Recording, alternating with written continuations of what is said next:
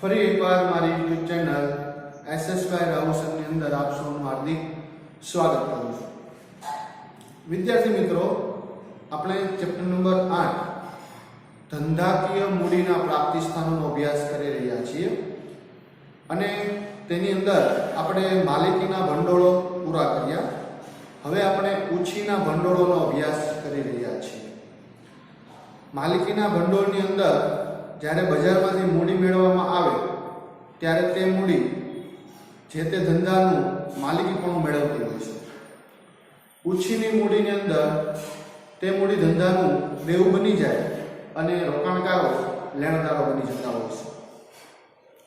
એટલે બંને માલિકીની મૂડી અને ઉછીની મૂડીમાં જે તે અલગ અલગ તફાવતો છે જેનો આપણે અભ્યાસ આવનારા ચેપ્ટરોની અંદર કરવાના છીએ। આપણે લાસ્ટ લેક્ચરની અંદર રાખી મૂકેલ કમાણી, ડિબેન્ચર, બોન્ડ જેવા અલગ અલગ અભ્યાસ કર્યો પ્રાપ્તિ સ્થાનોનો। હવે આપણે કરીશું જાહેર થાપણનો, પબ્લિક ડિપોઝિટ। એનો આપણે આવનારા સમયમાં અત્યારે અભ્યાસ કરવા જઈ રહ્યા છીએ અને આવનારા સમયની અંદર આપણે ઉછીની મૂડી અને માલિકીની મૂડીનો તફાવત પણ અભ્યાસ કરીશું। એટલે હવેનો જે ટોપિક છે એ છે જાહેર થાપણ, બરોબર, જેને આપણે કહી શકીએ કે તે ઉછીની મૂડી ગણવામાં આવે છે। તો આજના લેક્ચરની અંદર આપણે જોવા જઈ રહ્યા છીએ જાહેર થાપણનો વિગતવાર ટોપિક। ચાલો તો શરૂ કરીએ આજનો ટોપિક જાહેર થાપણ। તો પ્રથમ આપણે એ જોઈએ કે જાહેર થાપણ એટલે શું। તો જાહેર થાપણ, તો થાપણનો મતલબ આપણે જો બેન્કિંગ ક્ષેત્રમાં આપણે અભ્યાસ કર્યો ત્યારે આપણે જોયું હતું કે થાપણ એટલે આપણે મૂડી સમજીશું, મૂડી સ્વીકારવી, જેને આપણે થાપણ કહેશું, બરોબર। કારણ કે વાણિજ્ય શબ્દ છે થાપણ, જેનો મતલબ થાય મૂડી। તો જાહેર મૂડી એમ પણ આપણે કહી શકીએ છીએ। તો પહેલા આપણે એનો અર્થ જોઈએ અને પછી આપણે એની વિગતે આગળ અભ્યાસની અંદર ફાયદા ગેરફાયદાની ચર્ચા કરીશું। શરૂ કરીએ આપણો આજનો ટોપિક જાહેર થાપણ। સૌપ્રથમ કોઈ પણ જ્યારે કંપની હોય, બરોબર છે, એને જ્યારે ટૂંકા ગાળાની નાણાંની જરૂર પડતી હોય છે, કોઈ પણ કંપનીને ટૂંકા ગાળાની નાણાંની જરૂરિયાત પડતી હોય છે એટલે તે કાર્યશીલ મૂડી લાવે।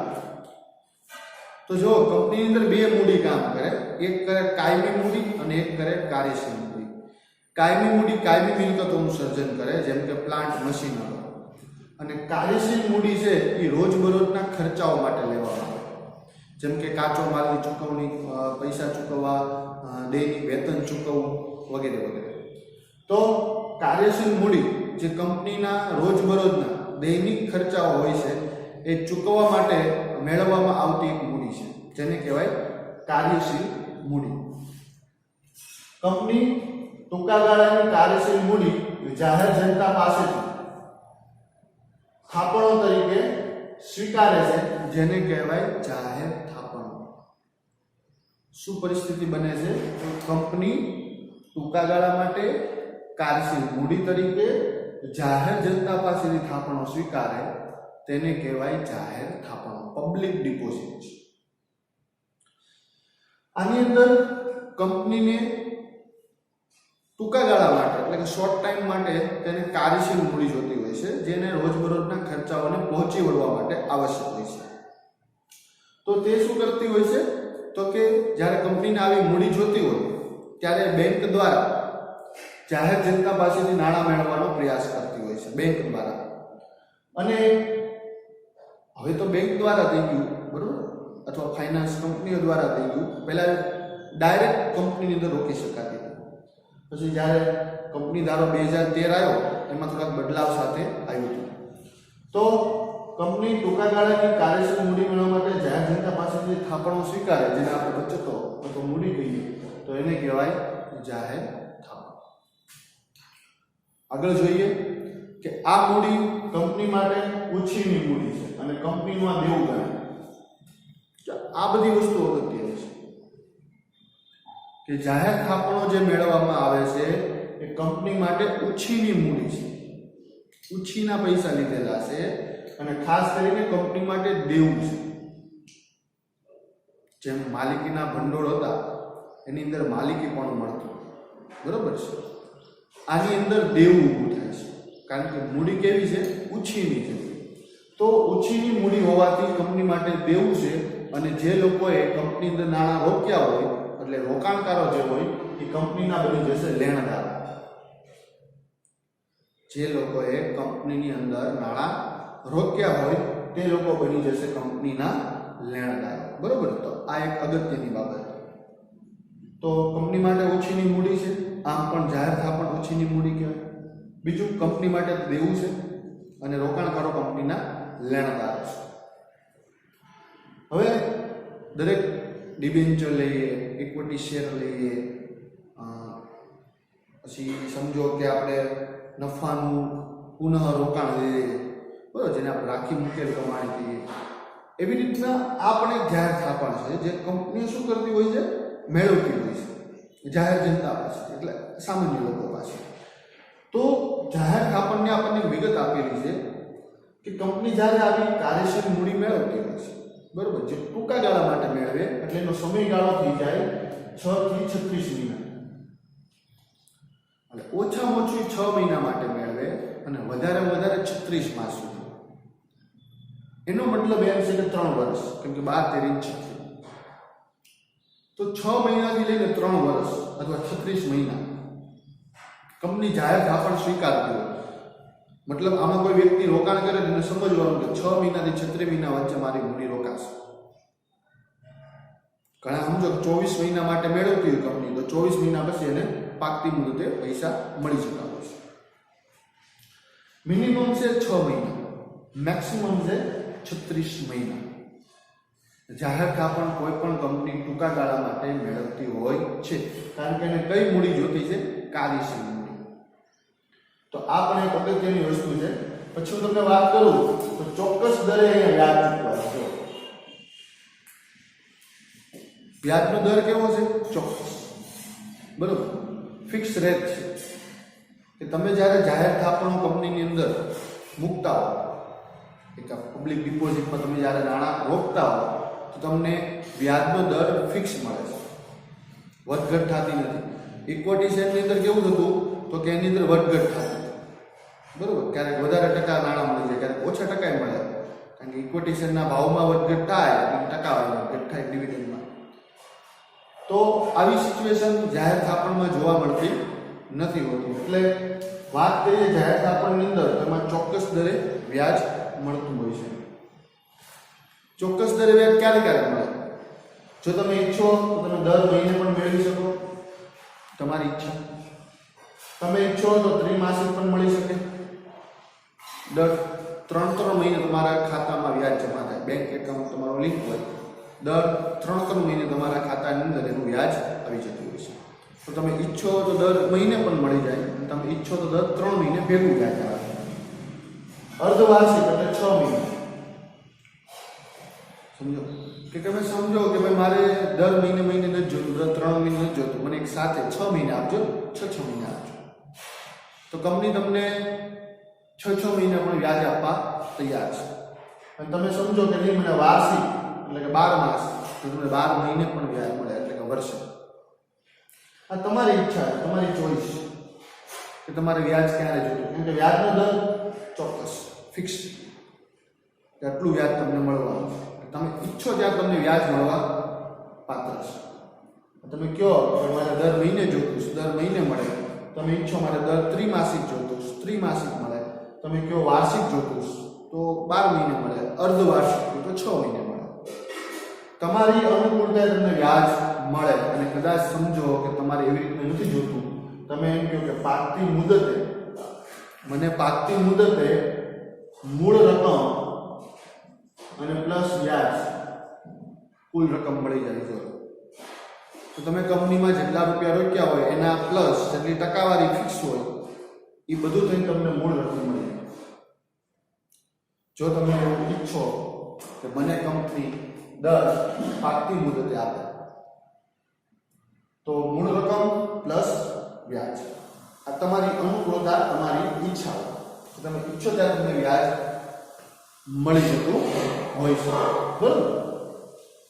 હવે જો અત્યારે જાહેર થાપણમાં કેવું હતું ખબર છે કે જાહેર થાપણ કંપનીઓ બહાર પાડતી. હવે એક તો ઓછીની મૂડી છે, દેવું છે.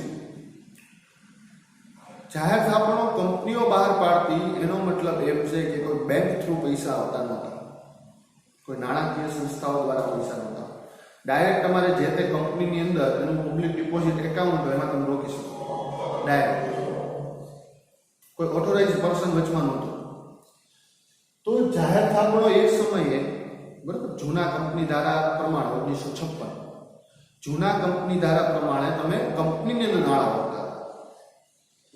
જ્યારે કંપની ધારો 2013 એટલે જે અત્યારનો લેટેસ્ટ હાલે છે નવો કંપની ધારો જે 2013 જે 2014માં આવ્યો 1/4/2014 જે લાગુ પડ્યો તેની અંદર સિચ્યુએશન અલગ થઈ. નવા કંપની ધારા અનુસાર જે તે કંપનીઓએ જો કાર્યશીલ મૂડી મેળવી ટૂંકા ગાળા માટે જાહેર જનતા પાસેથી તો એણે બેંકનો સંપર્ક કરવાનો અથવા કોઈ ફાઇનાન્સ કંપની. કારણ કે મોટાભાગના રોકાણકારો શું કરતા હોય, ફાઇનાન્સ કંપનીની અંદર રોકાણ કરતા હોય અથવા સામાન્ય લોકો હોય તે બેંકની અંદર પોતાની થાપણ મૂકતા હોય, બચત.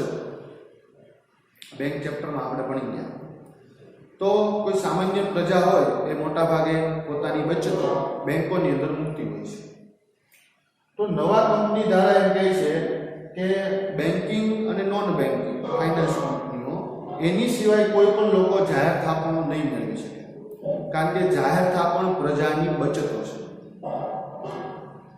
પ્રજાના જે ખર્ચાઓ છે એમાંથી વધતી રકમ છે.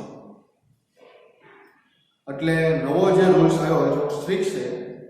કારણ કે કોઈ પણ અન્ય પ્રાપ્તિ સ્થાનો જે હોય મૂડી મેળવવાના એ કોઈ પણ લોકો જાહેર જનતા પાસેથી જાહેર થાપણો મેળવી નહીં શકે.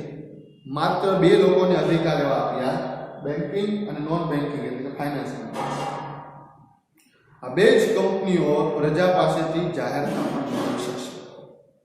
બેંક તો મોટા પાયે, કારણ કે હર કોઈ સામાન્ય વ્યક્તિ બેંકની અંદર ખાતું ધરાવતો હોય, પોતાની બચતો બેંકની અંદર મૂકતો હોય, એટલે એમાં જરાય સંકોચ સ્થાન નથી. બરોબર. એટલે બેન્કિંગ ક્ષેત્ર તો એ વસ્તુ પ્રચલિત હોય છે. સાથે સાથે નોન બેન્કિંગ એટલે કે ફાઇનાન્સ કંપનીઓના અધિકાર છે. તેની સિવાયની બજારની અંદર જેટલી પણ કંપનીઓ કામ કરે છે, જે બજારમાંથી મૂડી મેળવે છે, એ કોઈને આવી જાહેર થાપણ મેળવવાનો અધિકાર આપવામાં આવ્યો નથી. ચલો, કંપની ધારો 2013 કોઈને પણ અધિકાર પ્રાપ્ત થયો નથી. એટલે એક બહુ સ્પષ્ટ રૂલ બનાવવામાં આવ્યો છે કે બેન્કિંગ અને નોન બેન્કિંગ કંપનીઓએ જ જાહેર થાપણો સ્વીકારવા, બાકીના કોઈ લોકો જાહેર થાપણ સ્વીકારી શકતા નથી. તો આ હતી જાહેર થાપણની પ્રાથમિક માહિતી. બરોબર. પહેલી વસ્તુ, કંપની ટૂંકા ગાળાની કાર્યશીલ મૂડી મેળવવા માટે જાહેર જનતા પાસેથી થાપણો સ્વીકારે એને જાહેર થાપણ કહેવાય. પહેલા કંપની સ્વીકારતી હતી, હવે બેંક સ્વીકારે છે. જે આપણે ચેપ્ટર બેન્કિંગ ભણી ગયા તમને વિશેષ ખ્યાલ આવતો જશે. એટલે પહેલા બેંક સ્વીકારતી, કંપની સ્વીકારતી હતી, હવે બેંકો સ્વીકારે છે. અને બેંકો પણ મેં તમને કીધું હતું એમ કે એ લોકો રોકાણ કરે સદ્ધરતાવાળા એકમની અંદર અને જાહેર ક્ષેત્ર એટલે સરકારની અંદર. તો એ આમાં આવી જાય પબ્લિક ડિપોઝિટમાં. તો આ હતી આપણી જાહેર થાપણોની સારી એવી બાબતો. હવે આપણે જોઈએ કે મૂડીનું પ્રાપ્તિ સ્થાન તરીકે, ઉછીની મૂડી તરીકે જાહેર થાપણો કેટલી વ્યાજબી છે. શું આ મેળવાય કે ન મેળવાય? ભવિષ્યમાં આપણે પણ જો ધંધો નાખવાનો થયો હોય તો આ પ્રયોગ કરાય કે ન કરાય, બરોબર? તો એની આપણે માહિતી મેળવી લઈએ. તો ફાયદાઓની અંદર આપણે અલગ અલગ એના ફાયદાઓ જોઈ લઈએ અને પછી જોઈએ કે શું એવી ગેરમર્યાદાઓ છે. એક સૂચના આપી દઉં કે અત્યાર લગી જે વિડીયો લેક્ચર હું બનાવતો હતો એની અંદર હું અડધી કલાકના બનાવતો હતો. એટલે લાસ્ટમાં હું 27 મિનિટ એમ પહોંચું એટલે હું પાછું મારી ચેનલ સબસ્ક્રાઈબ કરશો એ બધી વસ્તુ બોલું છું. હવે હું કન્ટિન્યુઅસલી એક આખો ટોપિક ભણાવું છું, બરોબર છે, 1 કલાકનો. એટલે મારે 1 કલાકનો જે વિડીયો બને છે એની અંદર અડધી કલાકના બે ગેપ પડે છે. એટલે તમે જ્યારે બીજો વિડીયો જોતા હો ભાગ 2 એમાં તમારે સીધું ચાલુ થઈ જાય છે, બરોબર છે. એટલે એનું કારણ આ છે કે હું એક કલાકનો આખો મસ્ત વિડીયો બનાવું છું, એટલે આખો ટોપિક આવી જાય. કોઈ જગ્યાએ અસમંજસ કે ફરીથી ચાલુ કરવું પડે એવી સમસ્યા મારે આવે નહીં, અને આખો ટોપિક સરળ રીતના સમજાઈ જાય. એક આ પ્રયત્ન કરેલો છે, તો આવી રીતે તમારે અધ્યયન કરવું છે. તો આ હતી જાહેર થાપણ, ખાસ કરીને 6 થી 36 મહિના, અને વ્યાજમાં પણ એક ઓપ્શન આપે છે. અને છેલ્લે તમે નો ઓપ્શન લ્યો તો પાકની મુદત તમને મૂળ રકમ સાથે વ્યાજ મળે છે. કંપની ધારો 2013માં નવો સુધારો છે જે આ પ્રકારનો છે, બેન્કિંગ અને નોન બેન્કિંગ ફાઇનાન્સ કંપની. હવે મારે જે તમને વિગત ભણાવવાની છે એ છે અલગ અલગ ફાયદાઓ. આ ફાયદાઓ છે એ ખૂબ અગત્યની વસ્તુ છે, બરોબર. ફાયદાઓ છે એ ખાસ કરીને તમે જુઓ તો પહેલો ફાયદો એ થાય કે નાણાં મેળવવામાં ખૂબ સરળતા.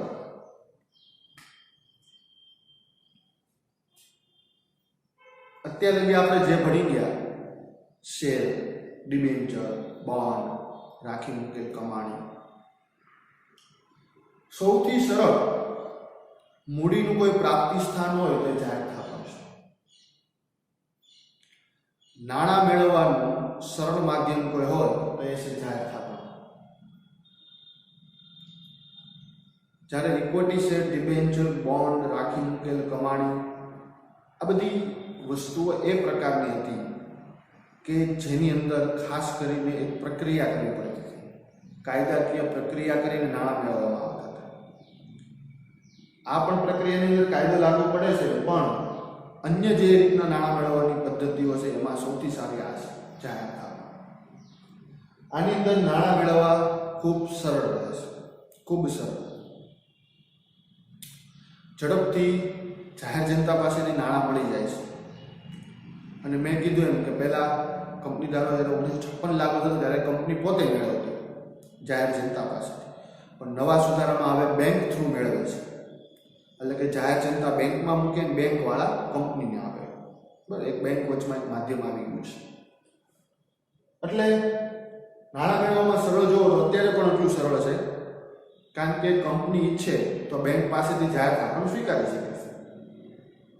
જે જાહેર થાપણ બેંકે જાહેર જનતા પાસે સ્વીકારી, એટલે ટૂંકમાં નાણું આવે જ છે કંપની પાસે, પણ વચમાં એક માધ્યમ બની જાય છે બેંક.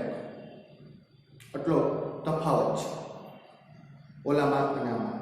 ઓલામાં ડાયરેક્ટ જાહેર જનતા કંપની સાથે જોડાતી, આમાં જાહેર જનતા બેંક સાથે જોડાય ને બેંક કંપની સાથે જોડાય, બરોબર છે. તો નાણાં મેળવવા એ સરળ બાબત છે, ઝડપથી તમે નાણાં પ્રાપ્ત કરી શકતા હો છો. તો નાણાં મેળવવાના સરળતા રહેશે. પછી વાત કરીએ તો નાણાં મેળવવાનો ખૂબ ઓછો ખર્ચ થાય. મોટાભાગે જ્યારે કંપનીઓ હોય એ શેર બહાર પાડવાની હોય તો એને નિયમન પત્ર અંદર જોગવાઈ કરવી પડે કે અમે મૂડી મેળવવા માટે એટલા રકમના આટલા શેર કે એટલા રકમના આટલા ડિબેન્ચરો, એટલા બોન્ડ અમે બહાર પાડશું. સાથે સાથે કેટલું ડિવિડન્ડ ચૂકવશે એનો પણ ઉલ્લેખ કરવો પડે. મતલબ ઘણી બધી પ્રક્રિયા છે એમાંથી પસાર થવું પડે અને એની અંદર ખર્ચાઓ લાગે, બરોબર છે. તો બીજી તરફ નાણાં મેળવવાની અંદર તમે જુઓ તો જાહેર થાપણમાં ખર્ચો ઓછો છે, કારણ કે જ્યારે તમે બહારથી મૂડી લાવતા હો, શેર લાવો, ડિબેન્ચર લાવો, બોન્ડ લાવો કે અનધર કોઈ પણ, જે તમે બહારથી મૂડી લાવતા હો ત્યારે એની પાછળ ખર્ચાઓ કરવા પડે. અહીંયા કેવું છે, કંપની છે એની પાસે પોતાનું એકાઉન્ટ છે, ખાલી જાહેર જનતાને આહવાન કરવાનું છે, કહેવાનું છે, જાહેર કરવાનું છે. એટલે જે રોકાણકારો, ઈચ્છિત રોકાણકારો હોય એ શું કરે તો કે અહીં પૈસા રોકી દે 6 થી 36 મહિના વચ્ચે. એટલે નાણાં મેળવવા માટે એને ખર્ચો ખૂબ ઓછો કરવો પડે. અનંતર બધા માધ્યમ તમે સ્વીકારો પ્રાપ્તિ સ્થાનો, તો એની અંદર અલગ અલગ ખર્ચાઓ થાય. ઘણીવાર શેરની ફેરબદલીના ખર્ચાઓ લાગુ પડે, શેરની લે વેચના ખર્ચાઓ લાગુ પડે, ઘણી બધી શેર બહાર પાડવાના ખર્ચાઓ લાગુ પડે, બેંકોને કમિશનો આપવા પડે, ઘણા બધા ખર્ચાઓ થાય. જાહેર થાપણની અંદર આપણે જુઓ તો ઓછો ખર્ચ થતો નથી એવું નથી કહેતા, ઓછો ખર્ચ થાય comparison two share, debenture, bond અને એના કમ્પેરિઝન. પછી ઇક્વિટી શેર હોય કે પ્રેફરન્સ, દરેક એમાં ખર્ચાઓ થાય. પણ આ એક જાહેર સ્થાપન એવું છે કે જેની અંદર નાણાં મેળવવાનો ઓછો ખર્ચ લાગે છે, વધારે ખર્ચ ચૂકવવો પડતો નથી. બરોબર છે. એટલે જાહેર સ્થાપનો છે એ આ પ્રકારની છે કે ઓછો ખર્ચ લાગુ પડે છે. પછી હું વાત કરું તો મિલકતો બોજ મુક્ત રહે. હવે આપણે જોયું હતું કે જ્યારે કોઈ કંપની ડિબેન્ચર ખરીદે, બરોબર, તો એની ઉપર એ બોજ ઉભો કરે, સલામતી સ્વરૂપે. કે આપણે જોયું હતું એક, બરોબર, કે ડિબેન્ચરના જ્યારે આપણે પ્રકાર જોયા ત્યારે એમ જોયું હતું કે સલામતીવાળા ડિબેન્ચર. તો સલામતીવાળા ડિબેન્ચરમાં આપણે એવું જોયું હતું કે કંપનીએ પોતાની મિલકત ગીરવે મૂકવી પડે. તો એની મિલકતો બોજ મુક્ત હું રહેવા દે છે. તો કે જ્યારે કંપની છે એ જાહેર થાપણો સ્વીકારે, એટલે તેની અંદર કંપની જ્યારે જાહેર થાપણો સ્વીકારે ત્યારે કંપનીએ તેની અંદર કોઈ પણ પ્રકારની મિલકત ગીરવે મૂકવી પડતી નથી, એટલે કે જામીનગીરી આપવી પડતી નથી. ડિબેન્ચરની અંદર, બોન્ડની અંદર મિલકતો ગીરવે મૂકે છે. ઉછીના ભંડોળ મેળવતી વખતે કંપનીએ મિલકતો ગીરવે મૂકવી પડે છે. જ્યારે જાહેર થાપણો એવી વસ્તુ છે કે જેની અંદર મિલકત ગીરવે મૂકવી પડતી નથી. તો આનો ફાયદો શું થાય? તો કે અત્યારે જો કંપનીને કાર્યશીલ મૂડી જોતી છે, ભવિષ્યની અંદર કંપનીને વધુ મૂડી જોતી હોય, કાયમી મૂડી જોતી હોય, બરોબર છે, તો કંપની પાસે એની મિલકતો છે એ પડી રહે છે ભવિષ્યમાં.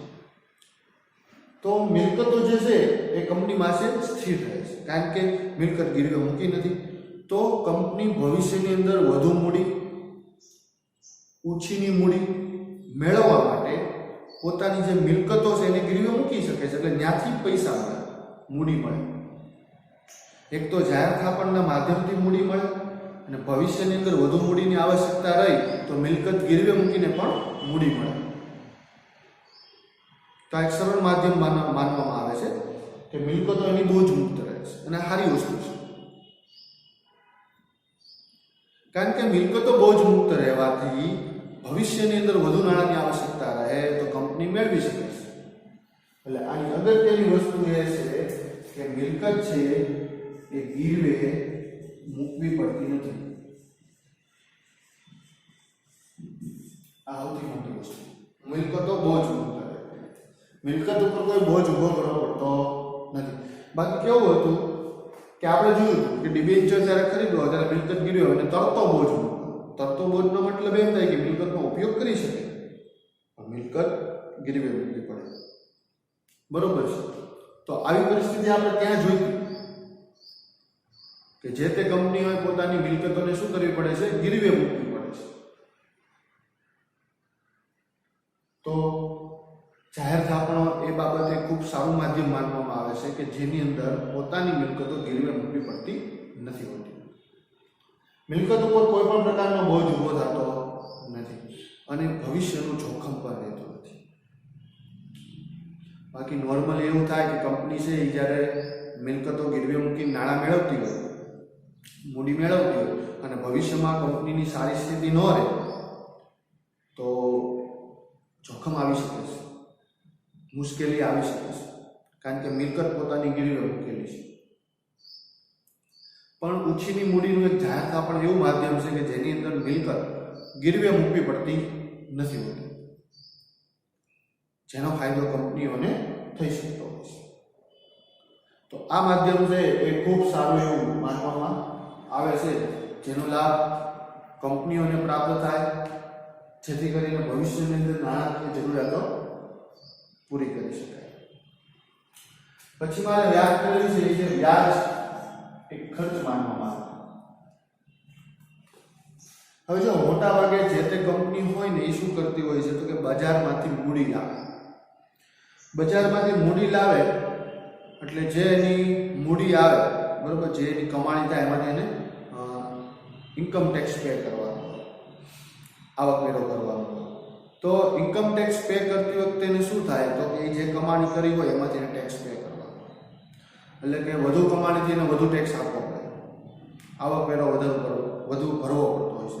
તો ઇન્કમ ટેક્સ પે કરતી વખતે એની કમાણીને ધ્યાનમાં રાખવામાં આવે કે કેટલું વ્યક્તિ છે એને કમાવાનો છે, એટલે કે નફો છે એનો ઘટી જાય, કારણ કે વધારે કમાણી ઉપર વધુ નફો મળે પરંતુ ઇન્કમ ટેક્સ પે કરતી વખતે એનો નફો ઘટી જાય. જાહેર થાપણમાં હજી એ ફાયદો છે કે જ્યારે કોઈ વ્યક્તિ જાહેર થાપણ લાવે, બરોબર છે, કંપની, ત્યારે એ વ્યાજ જે છે એ ચૂકવે એના ખર્ચમાં માનવામાં આવે, એટલે વ્યાજની જે ચૂકવણી થાય, બરોબર છે, એ એના માટે શું માનવામાં આવે? ખર્ચો માનવામાં આવે. એટલે આ ખર્ચો છે એ આવકવેરામાંથી બાદ થાય.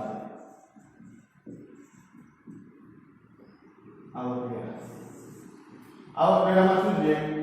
ખર્ચો છે એ બાદ થઈ જાય, કારણ કે જે ઉછીની મૂડી મેળવેલી હોય એની પર જે વ્યાજ ચૂકવવામાં આવે એ વ્યાજને શું ગણી નાખે છે લોકો? ખર્ચો ગણે છે.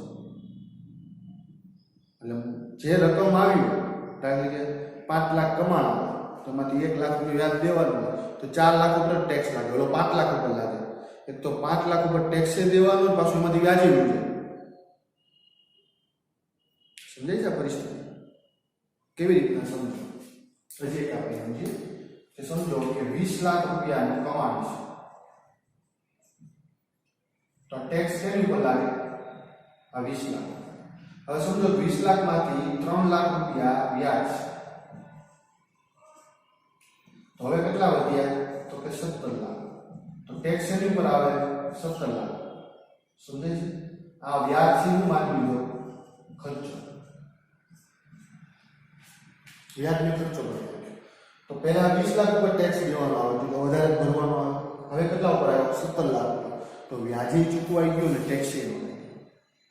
આ ફાયદો છે. વ્યાજની ચૂકવણી પણ થઈ ગઈ અને ટેક્સ પણ ન લાગ્યો. તો આવો ફાયદો કંપનીઓને થાય છે, બરોબર? એટલે વ્યાજ છે એને શું માનવામાં આવે છે? ખર્ચો માનવામાં આવે છે. આ મોટામાં મોટો ફાયદો માનવામાં આવે છે. એક તો કોઈ મિલકત ઉપર બોજ ઉભો નથી થતો, અને તેની સાથે સાથે વ્યાજ છે એને ખર્ચો માનવામાં આવે છે. એટલે પબ્લિક ડિપોઝિટ બહુ સારું માધ્યમ છે, અને નાણાં મેળવવામાં કોઈ મુશ્કેલી નથી પડતી, સરળતા છે, અને એની સાથે કોઈ ખર્ચો નથી લાગવો પડતો. એટલે જે તે કંપનીઓ કામ કરતી હોય બજારની અંદર, એના માટે આ વસ્તુ ખૂબ સારી માનવામાં આવે છે કે એને કોઈ ખર્ચાઓ લાગુ પડતા નથી, બરોબર છે? તો આ એક બાબત છે એ ખૂબ સારી માનવામાં આવે છે. અને ખાસ કરીને કીધું એમ કે ઇન્કમ ટેક્સ તો પે કરવો પડે, બરોબર? પણ તમને ખબર છે કે ઇન્ડસ્ટ્રીયલ ક્ષેત્રની અંદર આપણે આ બહુ ગંભીરતાપૂર્વક કહેવું પડે છે કે લોકો કર ચોરી કરે છે. પોતાની કમાણીની અંદર પોતે એક માલિક હોય, એમાંથી 3 માલિક બનાવે અને કમાણી વહેંચાઈ જાય એટલે ટેક્સ ઓછો લાગુ પડે. તો સરકાર જે કાયદાઓ બને એમાંથી છટકબારીઓ આપણા લોકો ખૂબ ગોતી લેતા હોય છે. તો જો ટેક્સ એ આપણા દેશની મુખ્ય કમાણી છે, કરવેરો. ટેક્સ ક્યારેય ચોરી ન કરવો જોઈએ. ટેક્સ એ સૌથી સારું એવું માધ્યમ છે કે જેના દ્વારા વિશેષ રીતના સરકાર કમાણી કરે છે. આપણા દેશની અંદર આવકની અસમાનતા છે, તો એ પ્રમાણે સરકારે ટેક્સ રાખેલો છે કે ભાઈ ધનિકો વધુ કમાણી કરે છે તો એની ઉપર એ પ્રકારનો ટેક્સ, ગરીબો જે કમાણી કરે છે એને એ રીતના ટેક્સ. એટલે આવકની અસમાનતાને ધ્યાનમાં રાખીને કરવેરો નાખવામાં આવ્યો છે, જેથી ગરીબ બિચારો વધુ ગરીબ ન બની જાય, અમીર બિચારો વધારે અમીર ન બની જાય. પણ દુર્ભાગ્યવશ આપણા દેશની અંદર કરચોરી ખૂબ થાય છે, અથવા સમયસર ટેક્સ નથી ભરતા, જેથી આપણી સરકાર વિકાસના કામો નથી કરી શકતી. એટલે જાગૃત નાગરિક તરીકે આપણને જેટલો પણ ટેક્સ લાગુ પડતો હોય એ ભરવો જોઈએ. ઘણીવાર આપણને એવું લાગે કે ભાઈ વધુ પડતો ટેક્સ નાખવામાં આવ્યો છે, પણ એ આપણી કમાણીને ધ્યાનમાં રાખી છે. તમે જેવું કમાતા હોય એ પ્રકારનો તમારે દેશમાં ટેક્સ ભરવો પડે, કારણ કે આ વિકસિત રાજ્ય તો છે દેશ. એટલે દેશ પાસે કમાણીનું કોઈ મુખ્ય આવક સ્ત્રોત હોય તે કરવેરા છે. એટલે સમયસર, રેગ્યુલર અને કોઈ પણ પ્રકારની છેતરપિંડી કે કર ચોરી કર્યા વગર ટેક્સ ભરવો જોઈએ. ટેક્સ દ્વારા આવક એ બહુ મોટી દેશની કમાણી છે અને એમાં હિસ્સેદારી નોંધાવી જોઈએ, લોકભાગીદારી નોંધાવી જોઈએ. તો આની અંદર તો એવું થાય છે કે જે તે કંપનીઓ હોય છે એ ટૂંકા ગાળા માટે લે છે અને કાર્યશીલ મૂડી મેળવે છે. એટલે એ લોકો જાહેર થાપણનો ઉપયોગ કરે કે જેની અંદર એમને શોર્ટ ટાઈમની અંદર મૂડી મળી જાય. પણ સાથે એનો ફાયદો પણ એવો કહેવાય કે એ લોકો વ્યાજે ખર્ચ છે એટલે આવકવેરામાંથી બાદ મળી જાય છે અને એ ઇન્કમ ટેક્સના નિયમ પ્રમાણે છે.